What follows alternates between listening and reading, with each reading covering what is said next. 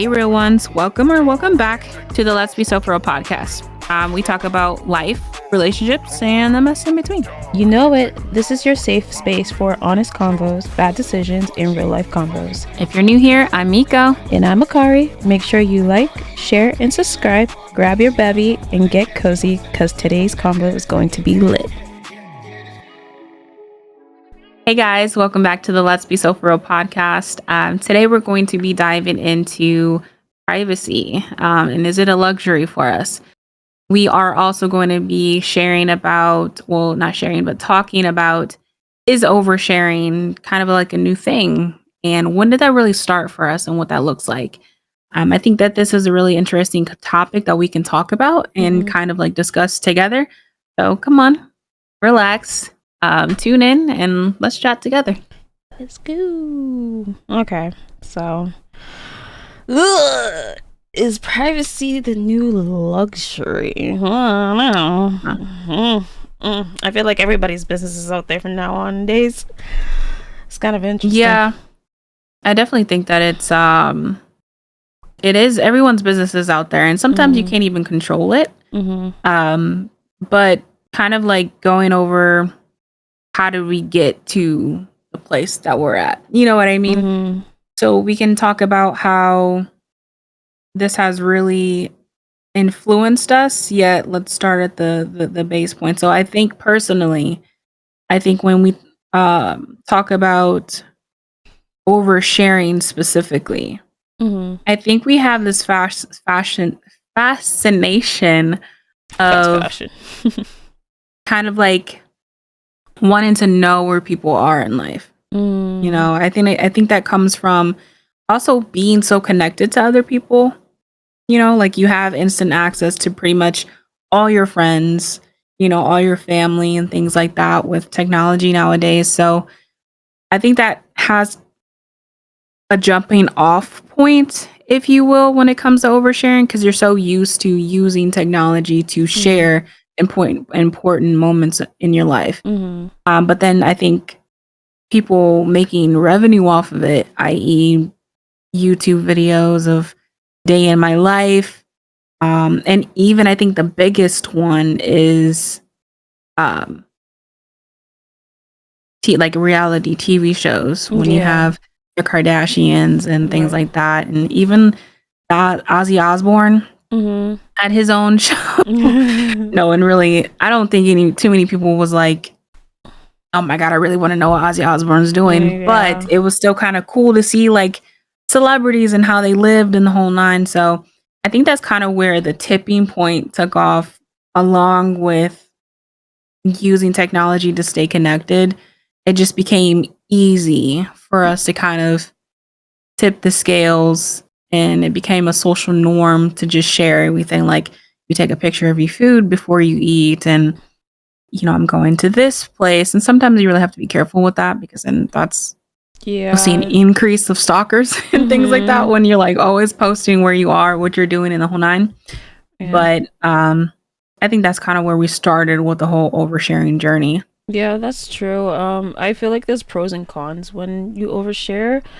Pros can be like people are experiencing like unknown restaurants or underground activities, and that's great and all. But like the pros is like people can find out your location just by you posting where you're at. Yeah. I think I was watching this short on YouTube where a billionaire's son was on vacation with his girl. His girl was posting real time locations of where they were at, and his parents owed a mafia boss money, or they stole money from a mafia boss, and they ended up finding him at that location, and killing him because of his girlfriend oversharing their location. So that's crazy. Yeah, so it can be a great thing, but it definitely can be scary, and especially when like, what's that game? Pokemon Go. When Pokemon Go came out, I feel like that was like part of it as well, because it shares your location of where you're at and where other players are at when you are catching these Pokemon on the street. So I feel like it is definitely a good thing, but a bad thing as well. And people do need to be careful. Yeah, especially when it comes to geotags, I think that's kind of like the safety aspect of it. But as far as like when do you think it took off the most? Not necessarily geotagging, but just like the precipice of oversharing. What do you think that was?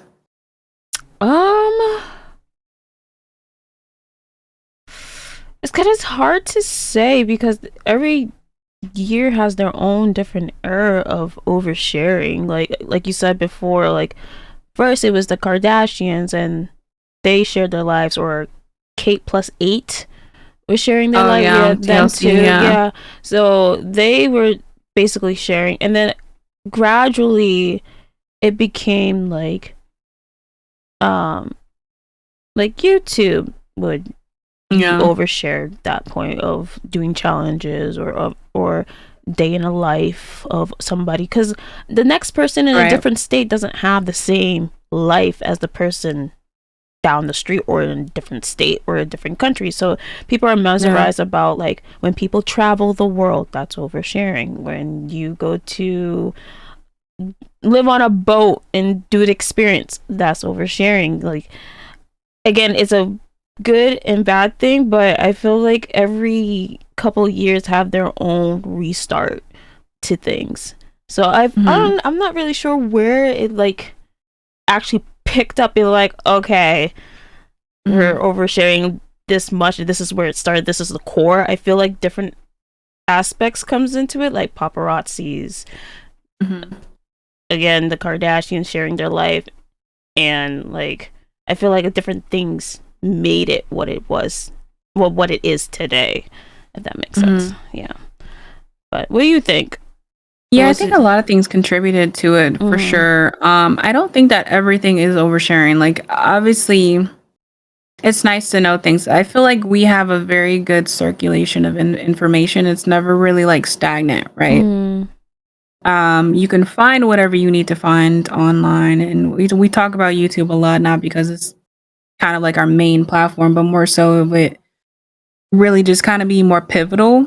It gives more information. I think we talked about in the last episode, we kind of grew up with YouTube. You know what I mean? It really became kind of, for the lack of a better term, a search engine, to be honest. Like, how to, I don't know, tie your shoe. You know, like I'm sure there's a video out there of how to tie your shoe. There is. Deadass. I'm pretty sure. So I think I don't think that is necessarily. I don't think everything that we see on the internet is oversharing, but I think a lot of things has its pros and cons, especially when it comes to social awareness of things, right? And what I mean by that is, like, when you are going through a rough time, when you're depressed, or when something's rough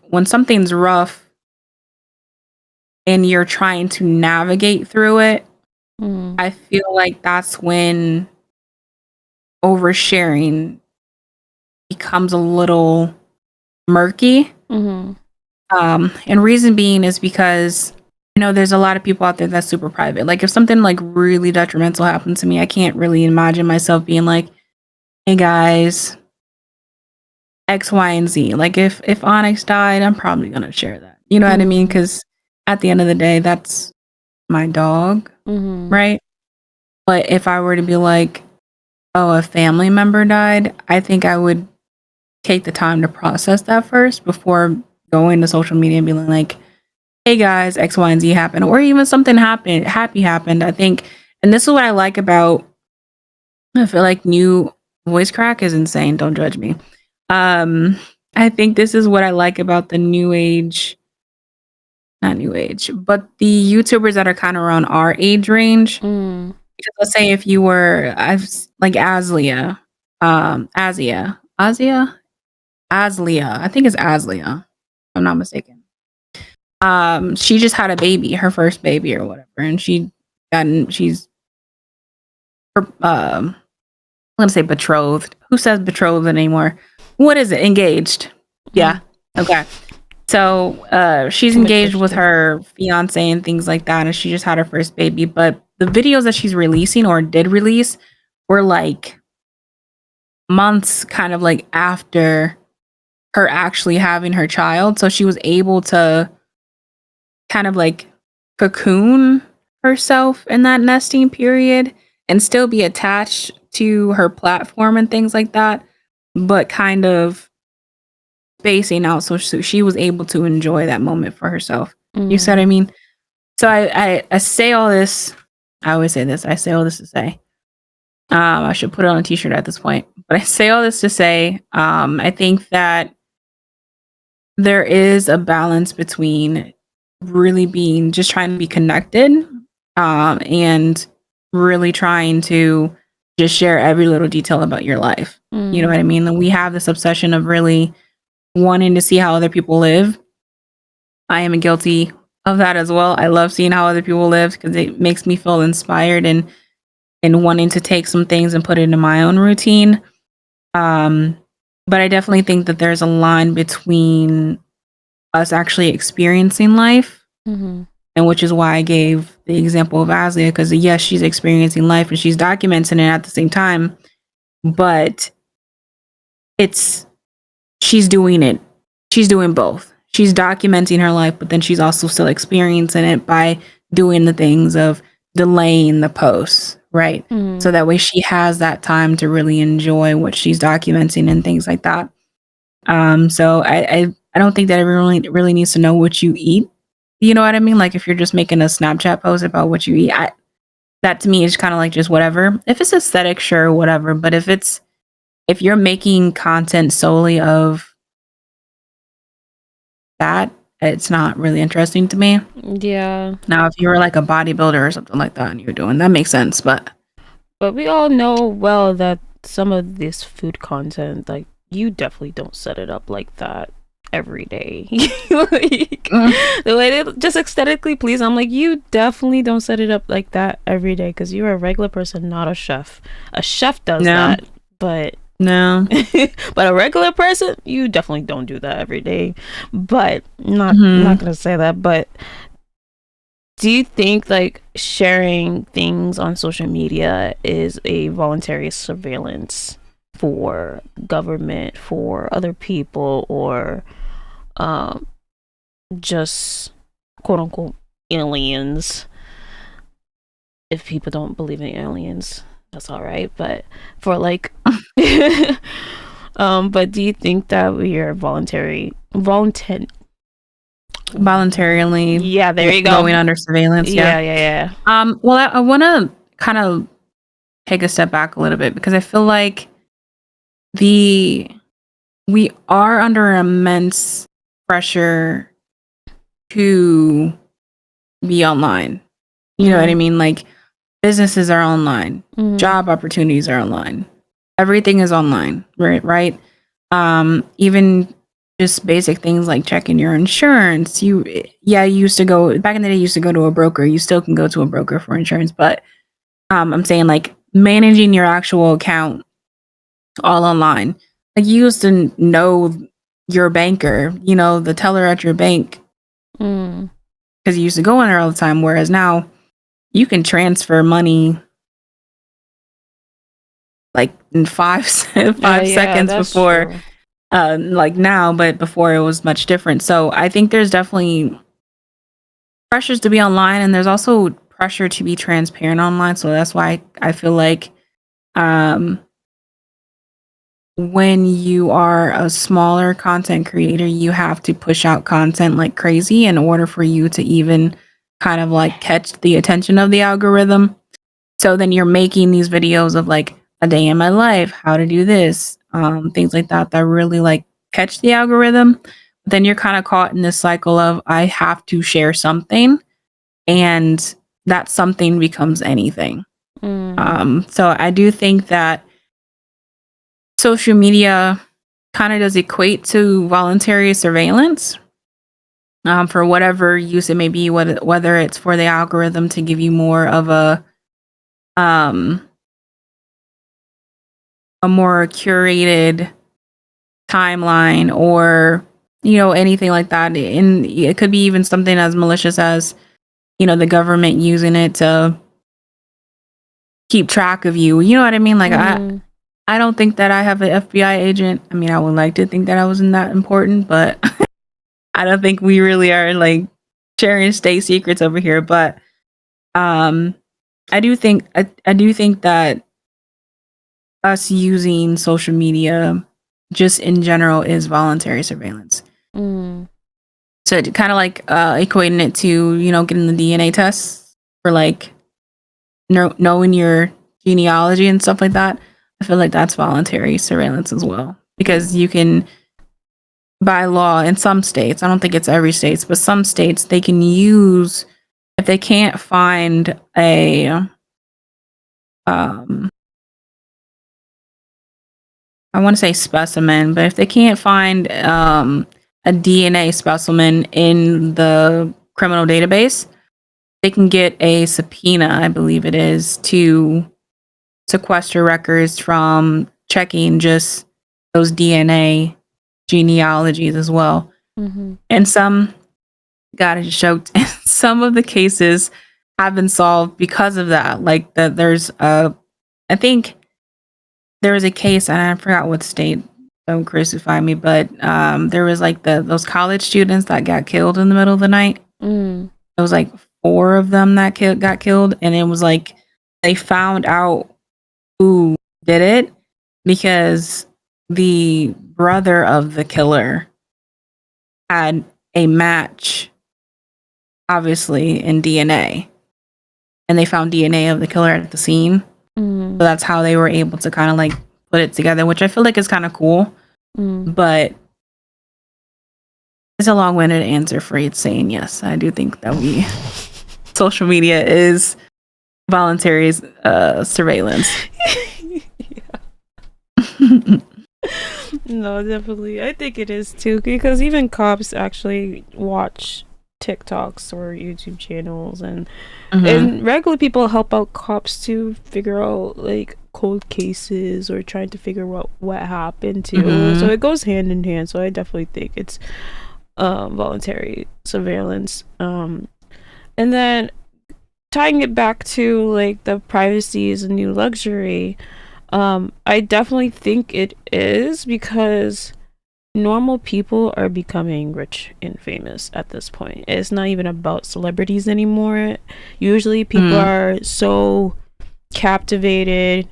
Mind you, we didn't have social media. We had magazines. So the drama that we would get would be from magazines. It would not even be from YouTube. The little teen dramas. Yeah, that's what we would get our drama from. So if anything went down with celebrities, it will be documented in a magazine. Now people don't read magazines anymore, and before magazines it was newspapers. Like, people don't read that no more. I mean, some people do, but not everybody. But definitely when it comes down to it, like, some people are not interested in celebrities' lives anymore because they've seen it over and over. They are interested in those who came from nothing. Most of them, most TikTokers came from nothing and build their platform to become something, to the point where they're getting invited to red carpets. They're getting invited to Met Galas. They're getting invited to the Globes. Like, they like that, seeing that, the behind the scenes, where celebrities never show behind the scenes. When have a celebrity ever showed getting prepped for a show and what goes into getting prepped for the show or anything? Except for, I guess, Beyonce did it too, but she did it as a documentary instead of a camera in hand. Yeah, like, or she has a cameraman that's following her, what she does for her diet, what she does, this, that, and the third. But yeah, you really don't see those people, and TikTokers do show you behind the scenes. Like, what was the last event that happened? The red carpet, and a lot of TikTokers have been like, they're shouting out like different celebrities that coming through, or was it the gala? I don't remember. One of them. I don't think the Met happened yet. No, I think it's coming up soon. I love seeing the Met Gala, to be honest. Was it? Which one did Sinners? NAACP? Yeah, that one. I've seen. I think so. I think it was NAACP. Yeah, well, I know that came out. Yes, I think it was that because that the guy that was in the Tourette's movie, I hate to call it Tourette's movies, but I don't know the name of it, but he like called Michael B. Jordan the N-word. N-word, yeah. That is his like Tourette's thing. So, I definitely agree with you though, as far as like I do feel like there's a difference between influencers and celebrities, and one of the differences is privacy. Like Zendaya and Tom Holland, for example, they're both celebrities. They got married, had a full ceremony and everything. Popped out later. They got married. You see them with picture and dresses and stuff like that. Like, so, I think it's also what you choose, right? Like, it's definitely voluntary, but I feel like you see more celebrities being private. One, because a lot of them have contracts to uphold, right? And if you do something that can jeopardize that, that's basically like your livelihood, right? Because a lot of times for celebrities, if you're a celebrity, you're either acting or you sing or some type of, I feel like, artistic expression, whereas an influencer is truly that. Like, you're just influencing people in either a lifestyle, a product, it's one or the other, right? So I do feel like the age of influencers are upon us. And that's mainly what you see when you think of someone that's famous. You're like, oh, well, I don't know. I can't really think of any like famous TikTokers, but I'm sure you can think of some famous TikTokers. Michaela McGuire, I don't know. I'm not even gonna say her name. The girl that puts a bunch of makeup on with a bunch of foundation and tried to make a look. She got famous off of that. The girl who has a bunch of piercings and her dad always came into her videos and yelled at her for it. That's another one. Who else? Yeah, see, like I feel like at that point you're kind of like, I don't know, like it's definitely a difference, and I feel like the smaller you are, the less option of privacy you have, right? Yeah, that's true. Because what really boosts your influencing than possibly going on and to being a celebrity is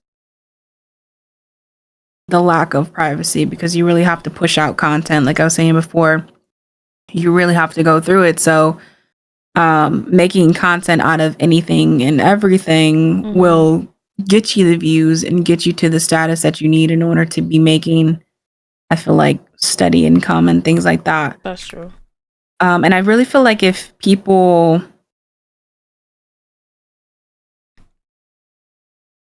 stop to really think about that, they would do differently online.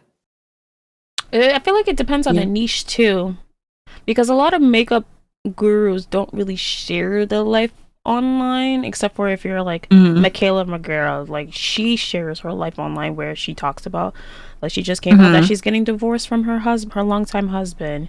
Like, personal things. I understand, like, yeah, it's to your OG followers, but you gotta understand you're getting people that didn't follow you from day one, and they're just sitting down. Like, she talked about her divorce, she talked about how he went to rehab, and just having just backlash after backlash after backlash. But I feel like it definitely depends on the niche are you in, because like day in a life person or person who does content about their work is going to show more about their personal things and how they get up for work, how they get ready, and all that such and stuff. But a makeup artist or a makeup guru who reviews things is not going to show that. They're just going to show you their face and putting on makeup and reviewing of what they got. And I feel like they're more privated than Dana Life people or people who do work content. I think that you made two good points, which was one, the niche definitely has something to play in the amount that you share online. Kind of in tandem with what I was saying as far as like content wise, if you're trying to really put yourself out there, do it. You're doing it just solely for content. And you're right, like the content is, there's only but so many videos you can make about makeup. You know what I mean? Whether it's testing different makeup, whether it's doing different makeup looks, whether it's, you know, comparison videos, that's kind of like all you have. And I feel like when you have like a variety content creator, that's when you really get the, you know, I'm sharing everything and anything. And then also too, you made another point. And I wish that I wrote it down because it was a really good point. But overall, I do agree with you with what you said. There's one thing that I didn't agree with earlier about like if you're on like a boat or a jet, it's oversharing. And I do think that it can be, but then a lot of instances, like you said, the Magrera, was it? Michaela Magrera. Yeah. I feel like in her instance with her sharing her divorce, I feel like that if she's doing it in a productive way, and I think we talked about this on a previous podcast as well with Sauce and KB and Jay, where if it's done productively, you know, and it's not like you guys are coming at each other and it's just this whole messy blowout, it can actually help someone else in seeing that and like seeing how you got through that difficult time. So I definitely think that's part of it too. Yeah. See, the problem is she didn't do that. She didn't share that she was going through. Well, I mean, she did, but the thing is like how she markets herself and how she clickbaits people is that she was like earlier last year or something like that. She did go through a period where she was eating McDonald's every day and she showed that. She was depressed every day. She showed that. And then after that, it went to saying like, hey guys, Cody is her husband, or her ex-husband's name. Cody is going to rehab. And he's been in rehab because people were asking where he's at. He's going to rehab. He comes back from rehab. People are going after her because he went to rehab for alcohol. She had alcohol in the presence of him coming back from rehab. She didn't explain anything, and then it went quiet for a while. And then I think this year she's like, mind you, she did a blackout luxury haul in between. She spent at least a house worth of things, which is fine. And then she again did her POV line that she came out with, her own little company brand. So she didn't show that she was struggling, but she was struggling behind the camera. She was putting on an act behind the camera, basically to show that. Are you saying that she was wrong for not sharing all those things? No, she's not wrong for that, but I feel like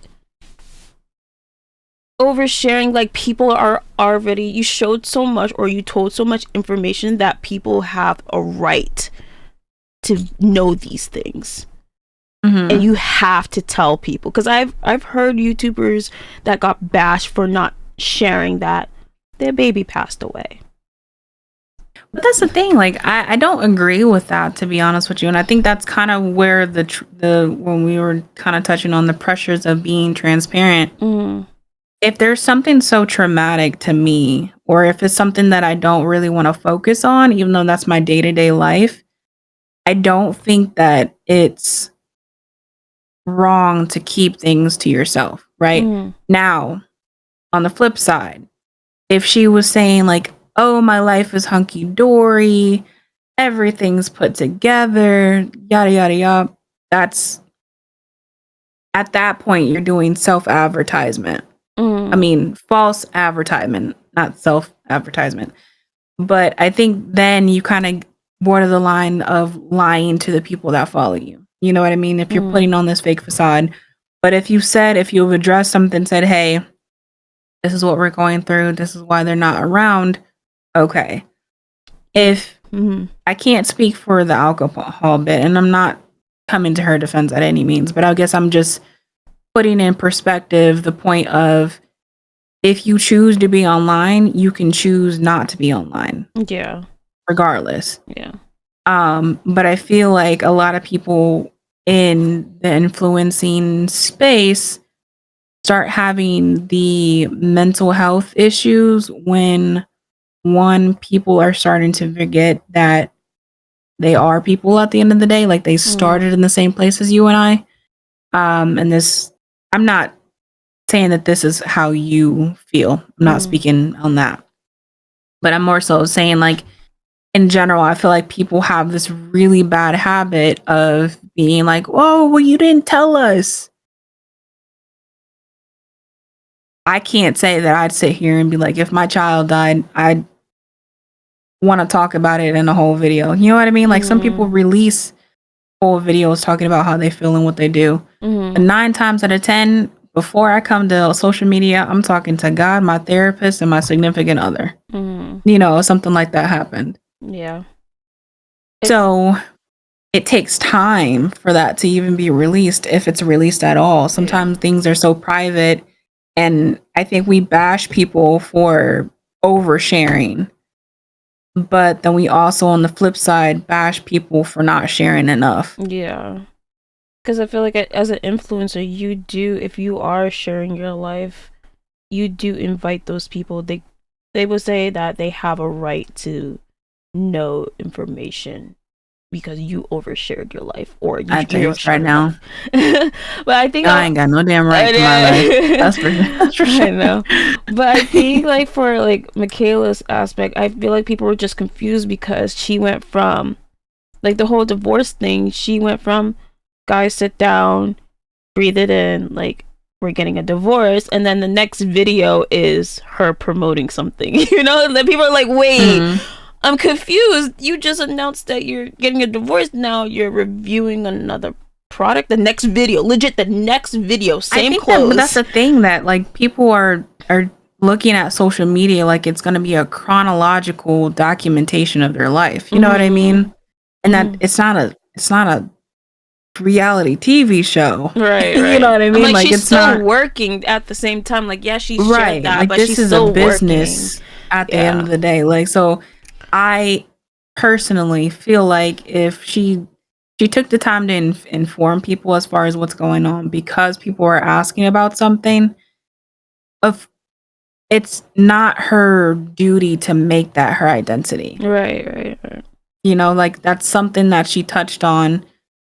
And this is not just like, I don't want to speak specifically on her a lot because I don't really know much about her, but just like in general, if something I would just use myself for example, because that's really all I can say. If something traumatic happened to me, I'm not going to look to,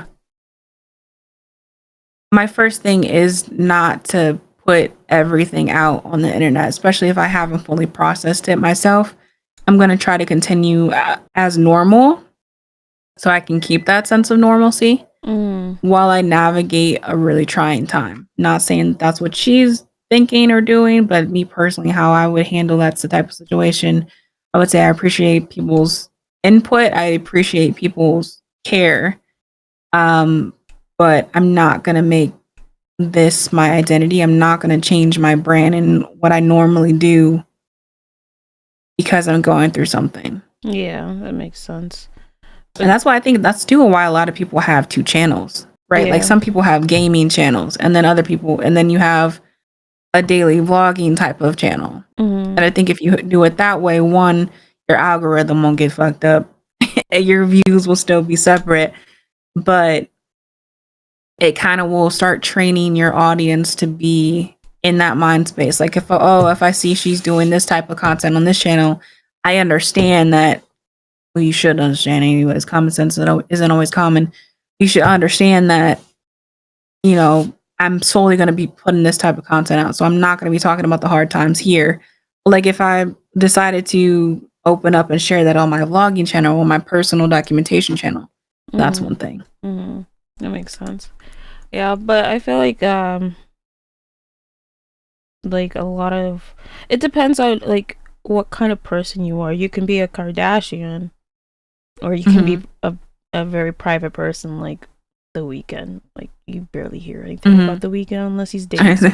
Like this man is a ghost. Like there's a lot of celebrities that are ghosts. There's a lot of them that are you never hear about them. They never get into drama. They're always private. Their peoples, their groups are hush hush, unless approved to say something. But like, it's either I feel like the start of TikTok and the start of influencers is like the attention is addicting.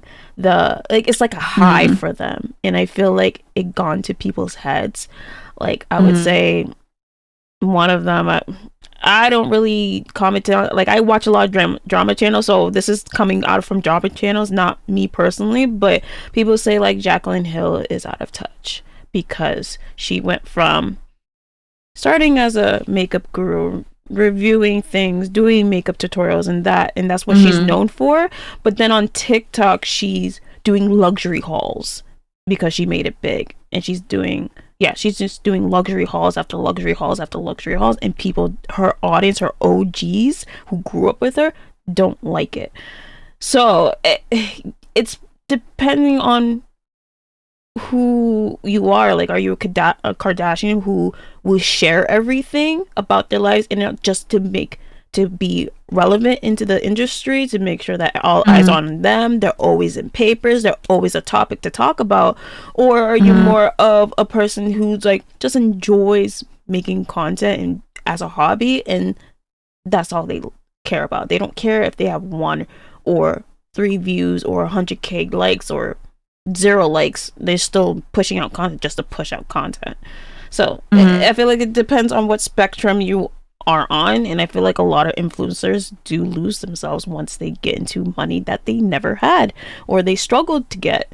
And I feel like, I don't know, like it's kind of difficult to get back from that because now you're in a different circle, a different group that you were not in before. Like before, you're with friends that are working a 9 to 5, are struggling with bills, are struggling to feed themselves, are driving a not really nice cars, to a group where they're partying every day, they're making money, they have a bunch of money, and you want to keep up with that algorithm, So it depends on who you are intentionally. Yeah, I mean, I agree to an extent. I feel like, especially for people who have been doing the content creation for a very long time, it should be expected that you're going to change. You know what I mean? It should be expected that the content may not always be what they started off as, just from principle of your videos will get better, right? Because you're doing it so much to where you know how you want them to look. You want your own type of vibe for the video. It will also come down to, yes, tax bracket, how much money you make from how much revenue you make from the videos that you put out and things like that. So I understand where fans will be coming from, but I honestly feel like if fans are truly fans of the person, then the content that they push out would be enjoyed regardless. You know what I mean? I think for me personally, that's why I really liked not just playing one game when I would stream, and not like doing one thing when I streamed, because I didn't want to get locked into burnout or something. Like, and it happened. Like my main base came from Apex. Like I was just streaming Apex literally like 12 hours almost every other day during like COVID and stuff like that. So, and then that turned into 5M, streaming 5M, and then stuff like that. So I think that when you lock yourself into like one genre, you kind of are stunting your growth and progression. So it's kind of like, and I say this because I think it's kind of like a catch-22, because at one point, you know, if you stick to a niche, it's easier to stand out or try to excel in that one field. Whereas if you're kind of like doing content that you really enjoy, it'll be harder for you to stand out. It'll be harder for you to kind of break through the fourth or fifth wall to try to like make something out of it. But I feel like it kind of revolves back around for celebrities. Like I feel like celebrities kind of move in silence. I feel like like you said, you don't hear anything about them. And I'll use this example again, Tom Holland and Zendaya, I don't think I've ever really heard a scandal about Zendaya. Except for her sister coming after her. I didn't even know she had a sister. See? So I don't know. And then also too, the biggest scandal between them that I heard, just like them as a couple, was his drinking problems. But they were still pretty. Yeah, he had like a drinking problem or whatever. And I think this is allegedly it came to a point where she was kind of like, you either get it together or I'm not gonna pursue this relationship, basically. Yeah. And that's when he started, you know, he became sober and things like that. I think he's talked about his sobriety too in like different I don't want to say forum, but I think Zendaya does more forums, like panels, versus him doing like interviews. But I think he was talking about it in an interview or something like that. But I do think that the movie in silence can definitely signify a status symbol, essentially, and not just for celebrities, but for rich people in general. Like, you know what I mean? Like, I just feel like people like us, how do I want to say this? The normies. Yeah, people like us feed the algorithm, whereas celebrities, rich people live off the algorithm. You know what I mean? So I think that no question about it, I do think that privacy is a luxury. But just like any luxury, you can choose to have it or you can choose not to have it. You know, I don't feel like it's unobtainable for, as you say, normies like you. I don't think it's unobtainable for us. But it's definitely harder to choose to be more private than it is not to. You know what I mean? That makes sense. So, yeah. I don't know, because I feel like a lot of people, like, I think the sense of like TikTok and like YouTube becoming big, I feel like a lot of celebrities, well, taking to like Zendaya, like some celebrities can live privately, but you know, some of them can be money hungry. And Zendaya's part, like her growing up, she actually at a young age, she took control of the situations instead of people taking control of her. And a lot of like Disney celebrity or child stars went through where they only listened to the adults in the room. As you can say, like Demi Lovato went through a lot of stuff. I really think it was a big part of her parents too. Yeah, her parents weren't foreign to the industry. Right. Like her father's a musician. I think her mom does something in television too. I can't be sure, but I think they're both kind of like in that circle. So she had that good foundation as far as like, one, knowing who you are, and then also knowing your worth at some point. Right. Yeah. So like that, like she has a good base, but like other kids who came from like just the love of acting and going into an industry that they have no knowledge of can fall victim to a lot of things. As you can see, Justin Bieber falls into a lot of things, you know, and it leads to a lot of things, but fell into Diddy's lap. I shouldn't have said that. No, you should. Well, I mean, like, that was me being sincere. That wasn't actually shade. Like, I was being sincere because that's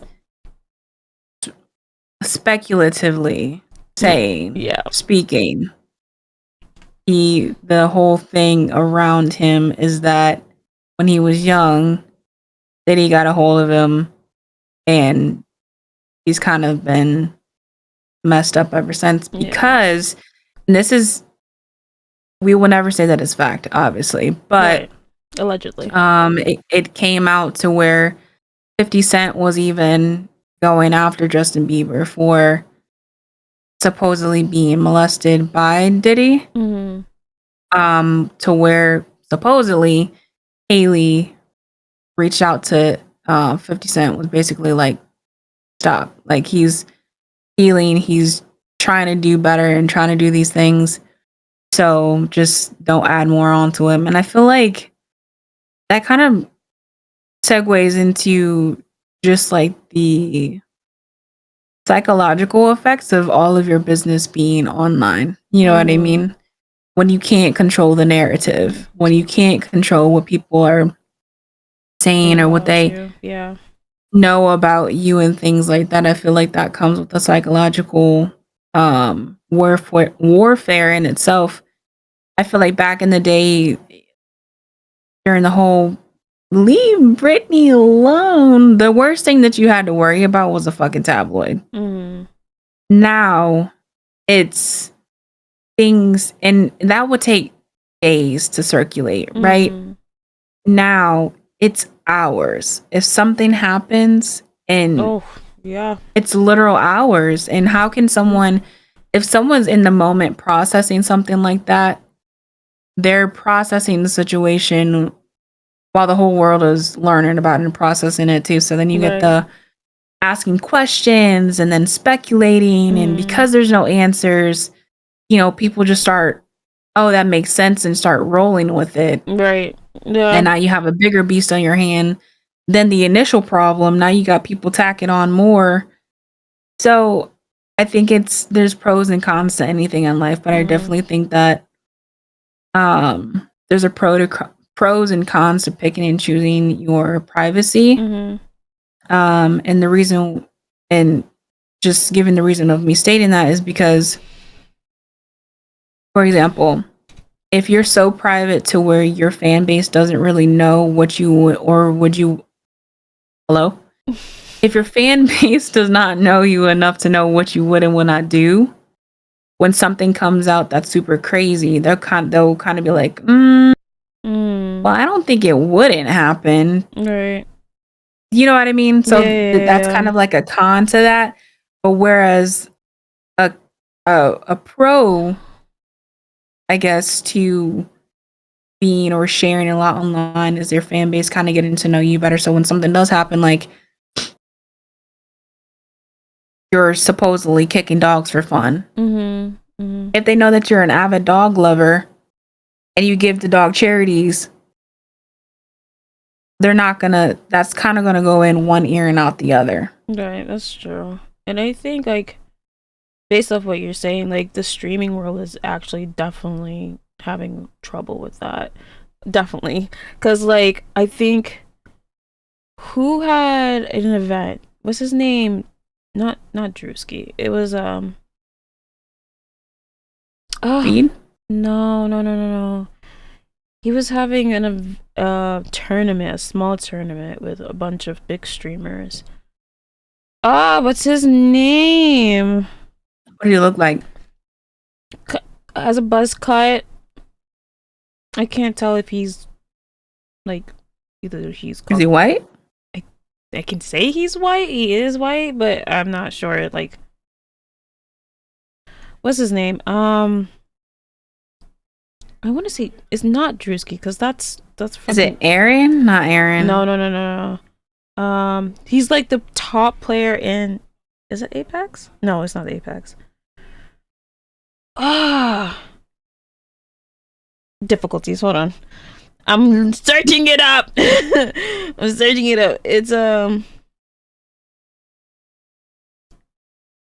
no. They were legit talking about it the next day. Anyways, I don't care. Well, this top streamer was having a small event and like drama went down, right? Mm-hmm. Where the fact that he was the host of it and drama went down, and legit the next day, the people who actually does content does content on those type of things like Twitch drama, anything that happened to do with the gaming scene, legit the next day posted something about it. You know, it's that's how fast people can be when drama goes down. So that privacy gets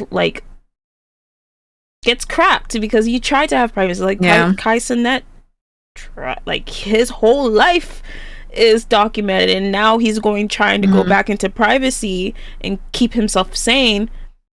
I didn't really thought that he was not private. Like I'll say that because it's like I never saw him as someone that overshared like his personal life. Yeah, no. It was definitely mainly seen like a brand, but I see what you mean as far as like I think he's slowly pulling back to kind of evolve. I was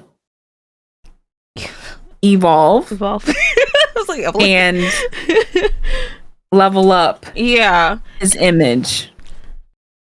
But do you think, I know we're going off topic, but do you think, I don't think it's too late for him. I think what he's doing is great for his career. Okay, so now? Yeah, but I feel like I think he can be more than just a streamer, and I think he already is more than just a streamer. Definitely. But I feel like his audience that he grew doesn't understand it or what he's doing. I think, yes, I agree with that to an extent. I don't really, you know me, I don't really keep up with shit like that. But I know of Kai Cenat, and I have like I've watched his content. Like I've watched his streams before. So like I think the best time to change his image or mature his image is right now. Yeah. And I think that him taking the step to really mentor other younger content creators pushed him on that path of doing so. So where he's not like viewed as an unk, but he's also viewed as being seasoned in the space that he's in. And I think that I can't speak for him having a lot of trials and tribulations as far as like getting to the point that he's at now. He's probably one of the only streamers that haven't really heard like too much about. Yeah, like super controversial things about. And like having an overall good relationship with a lot of different people. So I think that has a lot to play into it too, as far as like the easy transition amongst peers to really like change his image. But I think it's just like what we said earlier, like common sense isn't so common. So if people are having issues with him evolving and changing, I would venture that they were there solely for the content, not for the content creator. And I think that is what in itself causes a lot of the mental health issues, because you don't see the person for being a person. You see them for the entertainment that they provide you. Basically, so like when they're not giving the same, basically like a puppet, right? So like you said, you see them as a puppet. You don't see them as an actual person. You just see them as someone that just cranks out material or cranks out things like that. And I feel like Drewski is gonna hit that point too, where he's not going to be pumping out the content that he used to. But I think he also did something different in the terms of, I've never really saw Drewski as a short form content creator. Like obviously he has like videos and skits and things like that, but when I think of Drewski, I think of television, like that standard of production. Whereas when I think of, I shouldn't say Speed either, because I feel like he's more of like a content creator versus an influencer. So I feel like there's levels to being famous. First level is being an influencer. Second level, I would say, is a content creator. Third is being a celebrity. And then fourth is being famous. Mm-hmm. If like you're a normal household among multiple generations, I think that you're famous. Mm-hmm. I think if you are known in your specific areas, as far as like a niche, whether it be music, television, movies, you're a celebrity. If you are multifaceted, or if you're like a media personnel, you are definitely a content creator.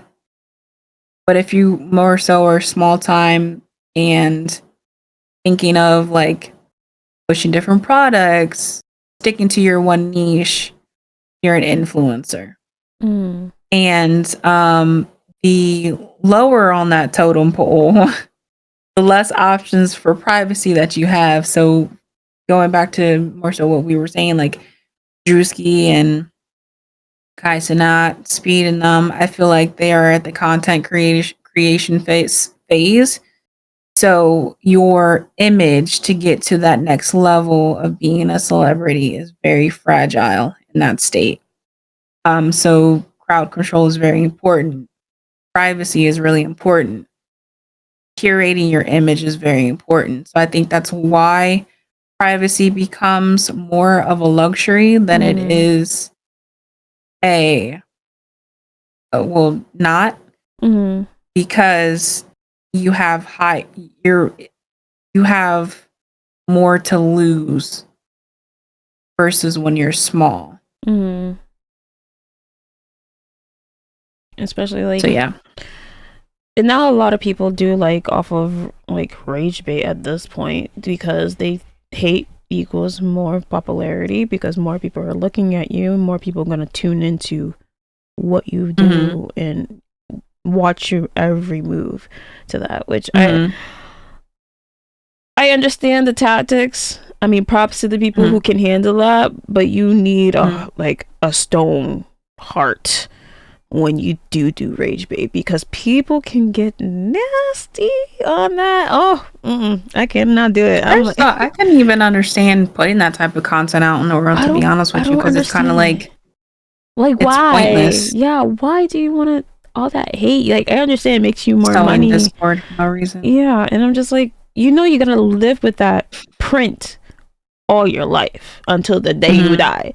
So right. Like, I don't understand why would you do that. And then when you try to change it around, people are gonna take a second look, like, now you want to change after this? Like, now you want to be better? Like, no one's gonna take that, and they're gonna think it's fake. Which brings us to more of like, we already like touched based on this, but like the psychological effect of being online, and does that have like, is it negative? Is it positive? Is it both? Like, what does it mean? What does it does you like psychologically to your brain when you are putting yourself online and choosing an image that you want to push out as your niche? Does that change you? Do you think that changes you in the long run? Because I feel like it does. Let's put that question to you. You answer first. Me? Okay. I think it really does change you, because you are pushing, either you're pushing yourself, or you're pushing an act or a impersonation of who you could be, but you're really not. So people can be like, I'm one way with the camera, off camera I'm a totally different person. And that can be either a positive thing where, like, say for example, I'll put me in as an example, like, I'm very introverted, and I don't like talking to people at all. But on camera, I can talk my brains out. Like, I'm a whole different person. I'm outgoing. I'm la da da da. But when the camera's off, I'm just like, yeah, F everybody. So I definitely think it can change psychologically. It can change because you're thinking of people's. I think a lot of YouTubers, especially like day in the life people or like vloggers, always come to like, don't read the comments. A lot of people say, especially in that social media, do not read the comments. Yeah, like do not read the comments because people can be nasty. People can come at you. They will judge you for your weight, your color, anything you can be the prettiest goddamn thing on that camera. They will judge you for something. They will find something. They will find something in the video. Be like, nah, girl, you look this, that's you look that. Yeah, and the advice is like, don't look at it. Don't look at the comments. And if you do look at the comments, you read the comments. And I feel like a lot of shows that did like, it comes to cyberbullying. And I feel like it was a really big thing back in the day. And I've heard it on the news where like cyberbullying was a thing. And I think someone did a show on it or a movie. There's a movie called Cyberbullying with Emily Osment. Yes, that movie. And it causes people to think where anxiety comes to play. Like some people develop things that they never had before. And it gets dangerous at that point. And I feel like if you don't have a guide or friends that are in that space that can lead you and guide you through those things, and if you're doing it alone, I feel like it gets to your head. Definitely gets to your head. Just like how what is it called, CV, a lot of people did pass away because of that. Even though it doesn't have to be with people commenting, but it feels like it's the same aspect where you're trapped somewhere and you don't know how to get out, and usually going outside relieves that thoughts. And I feel like that kind of goes into play with that. But yeah, I definitely think content creators it does change your personality, definitely, because then you're adapting to your content, you're adapting to your fans, and your fans are and some fans are telling you what to do, and you're doing that for the fans to please them. So if you don't please your fans, you won't get money. So yeah, I agree. I think for me, I think that cyberbullying has always been a thing, and definitely was more attention on it years ago when social media really started being a thing. I think that people are adapting to online trolls, which I think is a good thing, but there's some people that just will never adapt to that. And that's where I think that, having the understanding that people are still people, and people still go through things. At the end of the day, whether they're your favorite or least favorite content creator, they're still a human being. And so when they're thinking of, I do want to mention this too, is like, I feel like when you go into social media, there's two things that I want to mention. When you're a content creator, just starting out fresh, and you're trying to get into that space of content creation, think of whether you don't know if it's going to be a long-term thing or not. Think about the long term, right? Always diversify, always be open as far as what your expectations are, and be clear, even if it's like, I don't really know where this is gonna go, but I really like making videos, so that's why I'm here. I'm making videos. And I feel like when you kind of just start grooming that space before anyone really even watches or listens, that's when you have the more success as far as longevity goes. And I think, and it's the second piece of what I wanted to say, is more so not just for content creation that this applies to, but it applies to life as well. Because you have to really think about, when it comes to digital spaces, you have to think about longevity. You have to, like, there's no option for it. reason being is that so many things revolve around being digital now. Like I said earlier, jobs, just that alone, if you have a negative digital space, it can affect how a company will take you seriously in the long run. Um, so I think if you really want to protect your peace, if you really want to be um, responsible with that, then keeping longevity and long-term goals or plans in mind is needed. I think that nowadays we really do. And I went to the doctor the other day, and full transparency on my part, I deal with anxiety, but I always minimize what I go through. That's a coping mechanism. So I deal with anxiety, full stop. It's not debilitating at all, but it's way worse than it used to be.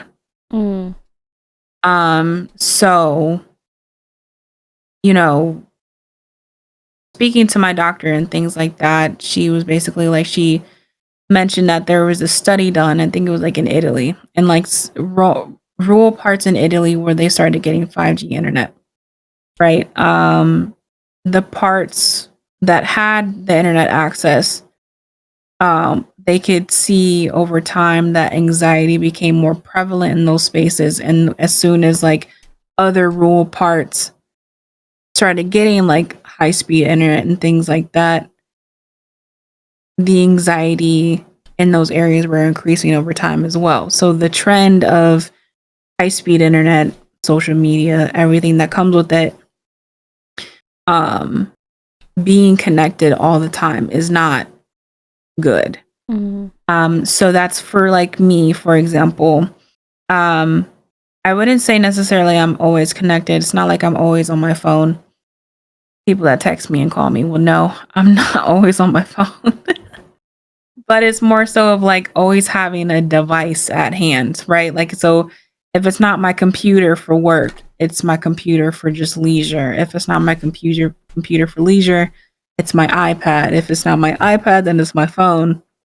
So my doctor was, when she was stating that, I was of course emotional because I'm like, I don't do well with being vulnerable. Like I never really have.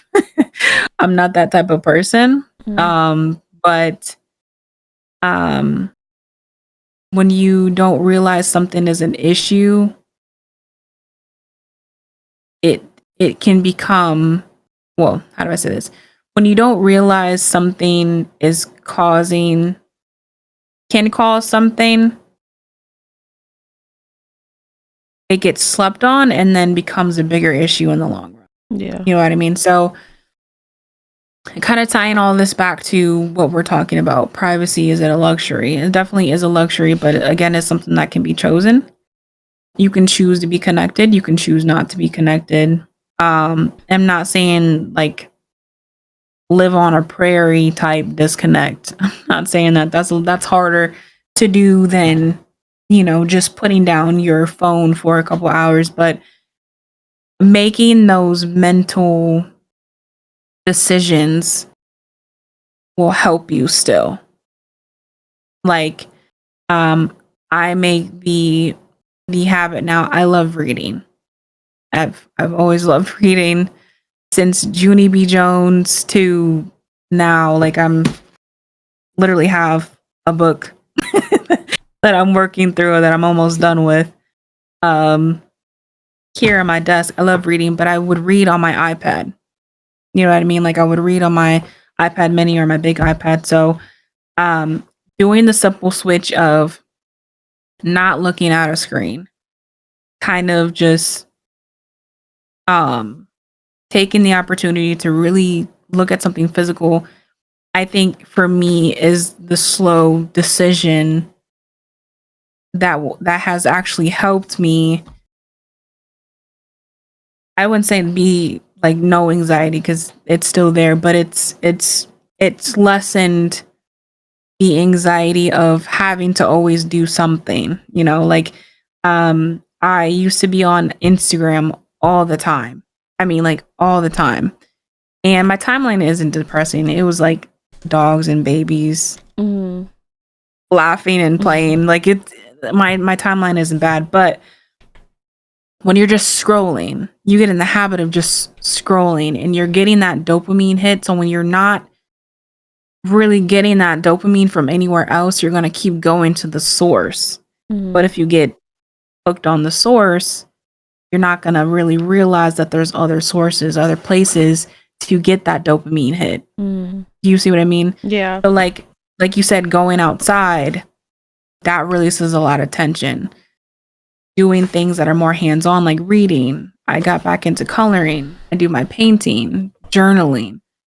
Things like that can help with those and be coping mechanisms to deal or combat the social media sickness. So it's social media can change your personality. Social media can change who you are. But really being responsible, and I feel like us in our generation, we really have to keep this in mind when we start raising our own kids. We really have to be mindful of the time that we spend with social media. I was given the example of on my phone, Instagram. I was always on Instagram, so much so that I would open my phone for a specific reason and subconsciously not even think about, I was literally tapping to go to Instagram. And I'm like, wait, this is not even why I opened up my phone. So I took Instagram off my home screen. So just little decisions like that, I feel like can really spare your mental health. And I think right now we're in the period of mental health. We're in the era of, like you said, every year comes with its own different like challenges. I feel like mental health isn't just like a 1 year thing, but we're in the era of mental health because we're in the era of social media and we don't really know how to use it responsibly yet. And we don't really know how to use it as a tool because it's multifaceted. It's not just a tool, it's entertainment, it's connectivity. People are finding themselves and other people online. So again, long-winded, but thanks for coming to my TED Talk. Oh my god. Thanks for my TED Talk. Good night, guys.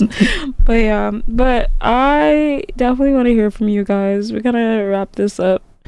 But we definitely want to hear from you guys about if you think that privacy is the new luxury, or if it's not, and we want to have your perspective of things. I think English is not here today. Girl, I feel like I've been talking all day between work and now I literally have not shut up for 20 minutes, like that ass. Right. Oh my god.